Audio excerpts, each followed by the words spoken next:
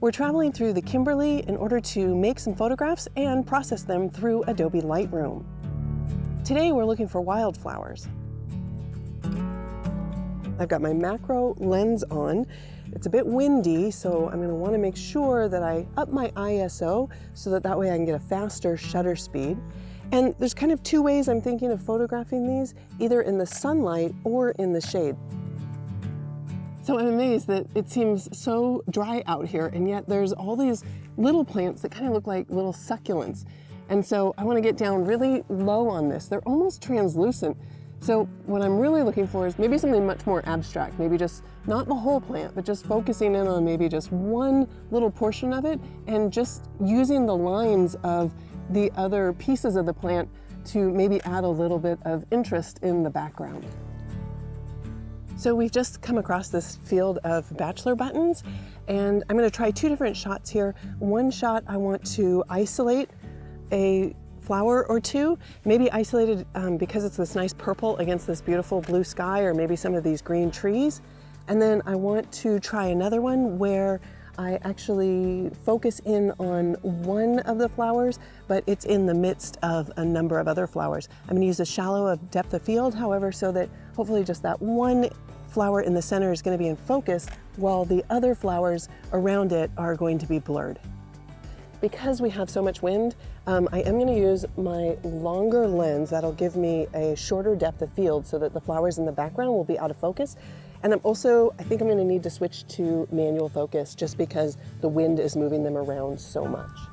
As we were walking away, I noticed that there were also some of these same flowers, but they were white. Well, I thought they were white, but it actually appears to me like they're just dried. So I thought I was going to capture a few of these as well, and maybe this would make a good diptych where you have two separate images next to each other and kind of play off the idea of time. So we can see behind me we've got the northern grevillea tree. What I really like about this, of course, is that really bright orange flower that it has. I'm actually going to try to photograph it backlit a little bit so that the sun kind of makes that really pop. All right, I think we've got some great images. It's time to look at them in Lightroom. All right, well, we're back and we've got some great images, so let's take a look at how we can enhance them in Lightroom. I'm going to start with this image here, and as you can see, there's a little bit of area here that I might not want to include in the final image, and that's this white area down here at the bottom and over here on the side. So I will tap the R key, and that's going to give me the crop tool, and then we can just adjust our crop by dragging on any of the anchor points and also by repositioning it. So I'm going to lift that up a little bit and maybe even position a cursor outside and just rotate it. All right, let's apply that, and I think that looks much better. Now let's start working on the flower. So the first thing that I notice is that I'm not making use of the entire dynamic range in the image. And in order to do that, I might want to use the white slider in order to increase the whites in the image, or the very bright areas in my image. So that looks good right about there. And then I'm going to come down to dehaze, and I'm actually going to decrease the amount of dehaze.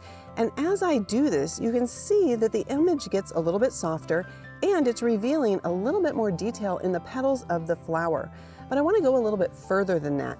Because this flower is so saturated, I'm going to move down to HSL, and I'm going to go to the saturation panel, where I'm going to decrease a little bit of the purple as well as the magenta in the image. I might also go to the hue area and just shift the purple a little bit to the left. So I'm actually decreasing the amount of magenta and going more towards purple. All right, the entire image though is looking a little bit too light, and I'd like a little bit more separation between the flower and the background. So I'm going to go to my masking panel where I can start making my selective edits. I'll start with the radial gradient, drag out a radial gradient from the center of the flower, and then I'm going to move down to the presence area. And let's go ahead and just zoom in so we can see what we're going to do. Right now, because I've just drawn the radial gradient, we see the red overlay, but as soon as I move any of these sliders, now we can see the effect of that slider. So by moving texture over to the right, it almost looks like the image is sharper because of the texture that it's adding. We could also move dehaze over a little bit to the right. That might darken down the entire flower, so let's just zoom out and see. Indeed it did, so let's just scroll up and use exposure in order to increase the exposure a little bit more. All right, that looks good. I want to create a second mask now. I'll click the plus icon, and this time I'm going to select the background. Lightroom will use AI in order to automatically select the background for me, and then we can decrease the exposure of the background to just darken it down a little bit. And we can scroll down, and we might also want to decrease the amount of clarity, which is just going to give the background a little bit more of a foggy look, a little softer look that I like. But if we zoom in, we can see that there are 3 areas here where the mask didn't quite grab all the information that we want. So on the mask panel, I'm going to use the add option to add a brush mask, and then I'm going to make sure that the auto mask option is enabled, and then just paint right in here in order to add these areas to this mask so that they also have the effect applied. And of course that auto mask is helping me by not allowing the brush to jump over the edge of the background into the flower. All right, let's go ahead and zoom back out, and we can just take a quick look at before and after. And of course, all of these changes are non-destructive, so if we feel that we've gone too far at any time, we can always go back and adjust them. All right, let's move to this next image. This image, I was a little disappointed. I don't know if you've ever had the experience where you're making a photograph and you're visualizing one thing, but it doesn't quite turn out. I was thinking this image should be much, much softer, much more kind of pastel in color. And it just didn't quite turn out that way. It looks a little too realistic. Well, if you ever are not sure what direction you want to take an image, you might want to try some of the presets that ship by default with Lightroom. There are a lot of them here. We'll just take a moment to look at some of the autumn presets. So we've got just TM1 through TM12, and by just positioning my cursor over any of these presets, we get a visualization or a preview of that preset in the image area. So I think I'm liking this TM6, so I'll go ahead and apply that.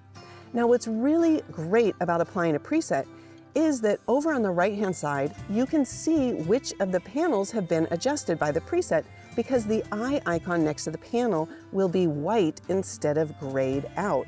So I know automatically that the basic panel has had some changes, so let's take a look at them. We can see that the whites and blacks have been changed. I think I'm going to also change the highlights and shadows. So while you start with a preset, you can always make adjustments. I'm going to bring my highlights down a little bit and bring my shadows all the way up. And I'm also just going to bring my blacks up a little bit more. And already it's starting to look like a much lighter image. It's not as heavy. We can see in the tone curve that a little bit of a tone curve has been added by the preset. I'm just going to leave that alone. Then in HSL, it's made a number of different changes, not only to the hue, but also to saturation and luminance. So like I said, you can really use these presets as a learning tool.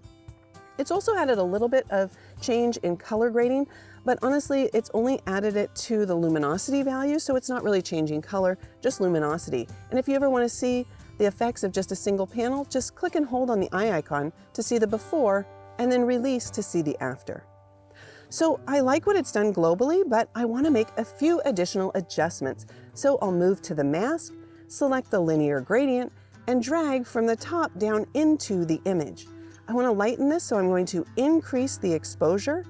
I can always reposition the mask after the fact.